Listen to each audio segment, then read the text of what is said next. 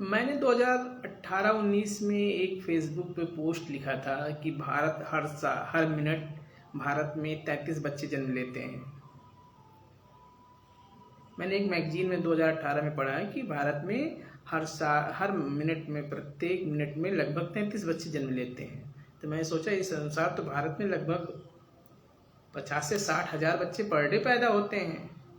फिर मैं जब 2014 में प्रधानमंत्री जी मोदी जी सत्ता में आए तो मैं सोचा था कि जनसंख्या नियंत्रण पे कुछ काम करेंगे, क्योंकि देखिए भारत की जो भौगोलिक सीमा है उसका कोई विस्तार हो नहीं रहा है, रिसोर्सेज बढ़ नहीं रहे हैं, हमारे पास जॉब है नहीं, ऑलरेडी जो लोग हैं उनके पास नौकरियां है नहीं, तो जॉब क्राइसिस, पानी पीने का पानी नहीं, रहने के लिए आवास नहीं। आप कितने लोगों को आवास देंगे, कितने लोगों को प्रधानमंत्री ग्रामीण आवास देंगे, कितने लोगों को हर घर नल जल, कितने लोगों को आप पाइप से पानी पहुंचाएंगे।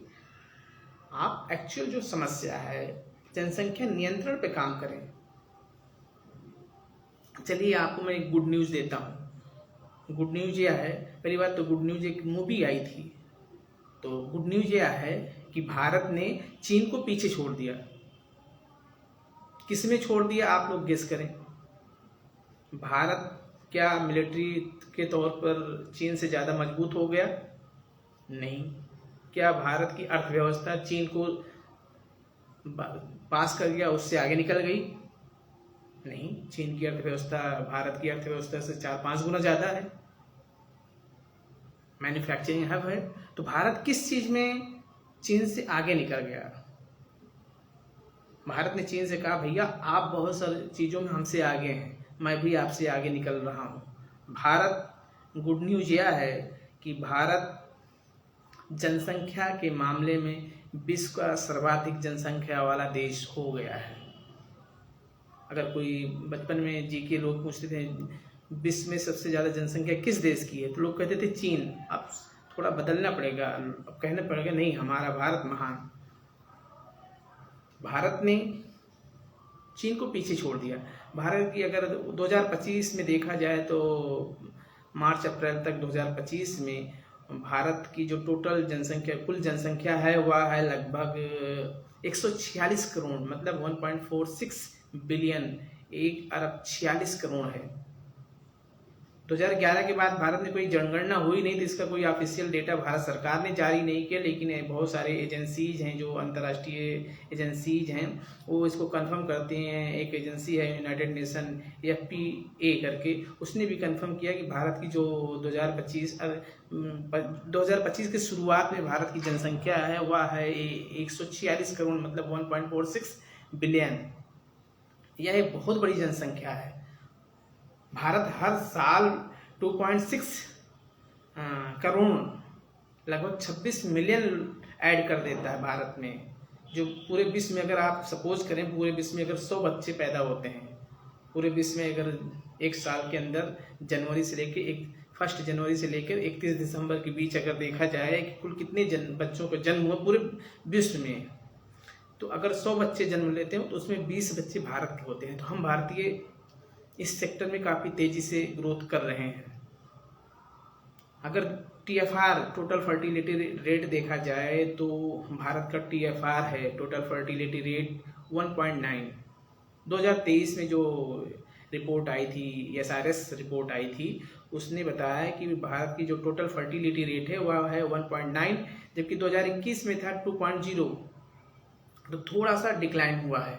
लेकिन भारत की जनसंख्या, क्योंकि इतनी ज़्यादा जनसंख्या है, अगर 1.46 का हम 1.9 TFR निकालें तो हर साल 2.6 जो 26 मिलियन है पॉपुलेशन हम ऐड कर रहे हैं, जो 2 ऑस्ट्रेलिया के बराबर है। तो यह चिंताजनक है हमारे लिए। एक भारत की वैसे रिप्लेसमेंट रेट है 2.1, और हमारी TFR है वह है 1.9। Replacement rate is 2.1 and TFR is 1.9। TFR क्या होता है कि एक महिला की जो प्रजनन शक्ति होती है, प्रजनन दर है भारत में वह है 1.9। लेकिन भारत में केरल में जो जनसंख्या दर है वह उत्तर प्रदेश, बिहार के बराबर, उसकी तुलना नहीं कर सकते। भारत में बहुत अंतर है जनसंख्या प्रजनन दर को लेकर।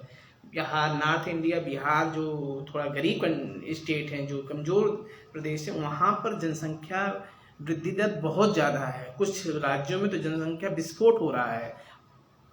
क्या हमारे पास इतने रिसोर्सेज हैं? हम कितना गेहूं उत्पादन करेंगे? हम कितना यूरिया DAP डालकर गेहूं उत्पादन करेंगे कि लोगों को पेट भर सकें? हमारी भौगोलिक सीमा सीमित है। हम कितना आवाज सरकार देगी?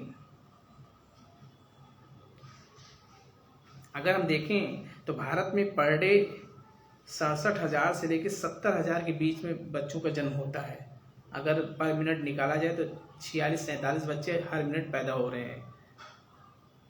उसमें से कितने जीवित रहते हैं, कितने, बहुत सारे बच्चे जन्म लेते ही खत्म हो जाते हैं क्योंकि उनके उस माँ के पास न्यूट्रिशन नहीं। भारत में बहुत सारे बच्चों का जन्म होते ही वो चल बसते हैं क्योंकि प्रॉपर सुविधा नहीं है।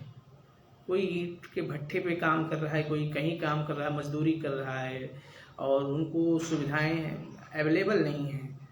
ये मैं नहीं कह रहा हूँ कि भारत में मेडिकल फैसिलिटी नहीं बढ़ी है, लेकिन जो जिस रेशियो में हमें ज़रूरत है उस रेशियो में नहीं है। तो भारत सरकार जब प्रधानमंत्री जी बने थे तो मुझे लगा था कि इस पर फैमिली प्लानिंग पे कुछ करेंगे, इस पर कुछ इनिशिएटिव लेंगे, क्योंकि ऐसा बहुत सारा रिपोर्ट, ऐसे बहुत सारे थिंक टैंक कहते हैं कि भारत की डेमोग्राफी भी बदल रही है।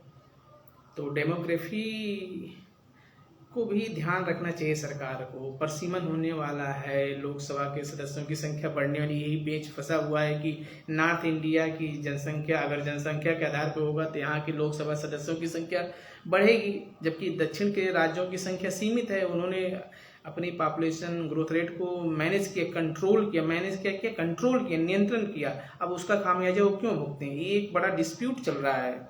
और हम बिहार के लोग, उत्तर प्रदेश के लोग, झारखंड के लोग ने कहा नहीं,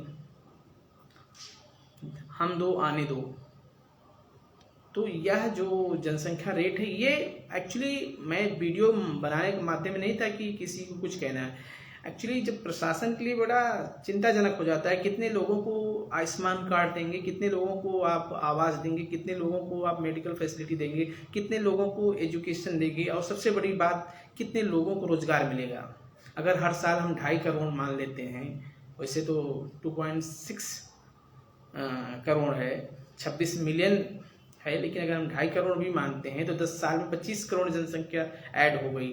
10 साल में कितने रोजगार का सृजन हुआ।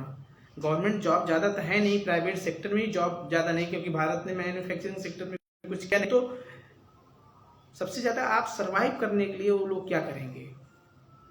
तो अगर हम थोड़ा पॉपुलेशन को कंट्रोल करें, नियंत्रण करें, तो जो बच्चे हों उनको प्रॉपर भोजन मिले, शिक्षा मिले।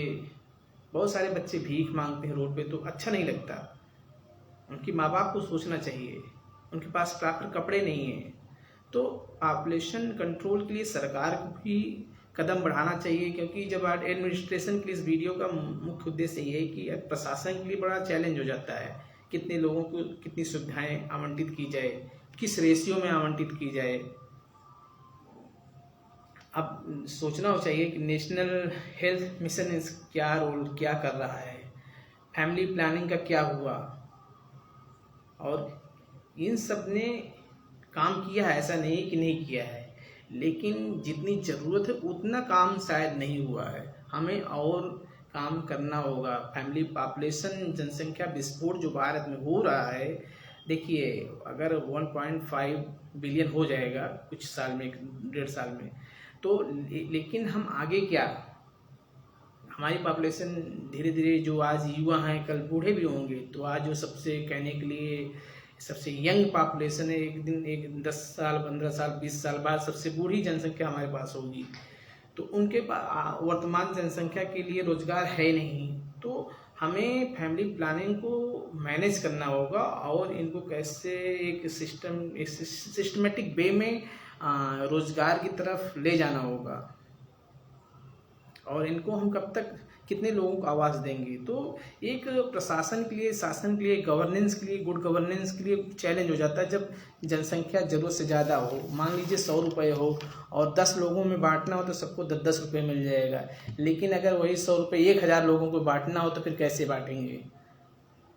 तो भारत में दिक्कत ये है कि भारत की जनसंख्या कई महाद्वीपों से ज़्यादा है, और हमारी जो ग्रोथ रेट है, जो हमारी आमदनी है, वह बहुत कम है।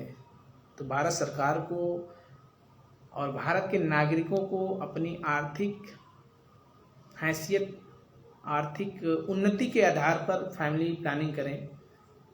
सारा जिम्मा सरकार का नहीं है।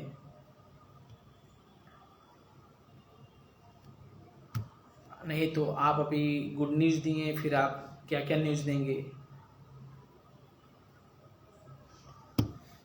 Thank you. हाँ, एक बात और,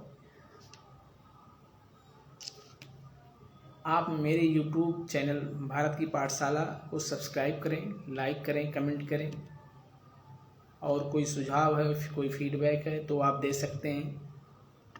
मैं समसामयिक मुद्दे, जो गवर्नेंस के लिए मुद्दे होते हैं, उनको उठाता हूँ। खास करके यह चैनल, मेरे वीडियो बनाने का उद्देश्य है कि लोग उस बारे में सोचें जो इस चीज़ पर मीडिया में कोई चर्चा नहीं होती। मीडिया क्या होता है, वह कोई जात की बात करता है, कोई वोट चोरी की बात करता है, गलत मुद्दों को उठाता रहता है। जो जेन्युइन डिस्कशन होने चाहिए वो उस पर चर्चा नहीं होती, बहुत कम होती है। तो मेरा वीडियो बनाने का उद्देश्य सिर्फ यही है कि आप लोग सोचें, समझें, उसी के अनुसार रिएक्ट करें। अगर इस वीडियो को कोई फीडबैक देना कोई चाहता है, कोई सजेशन है, कोई इसमें त्रुटि है, तो आप कमेंट कर सकते हैं, आप सलाह दे सकते हैं। स्वागत है, आपके कमेंट का इंतज़ार रहेगा। आप लाइक एंड सब्सक्राइब करें। Thank you.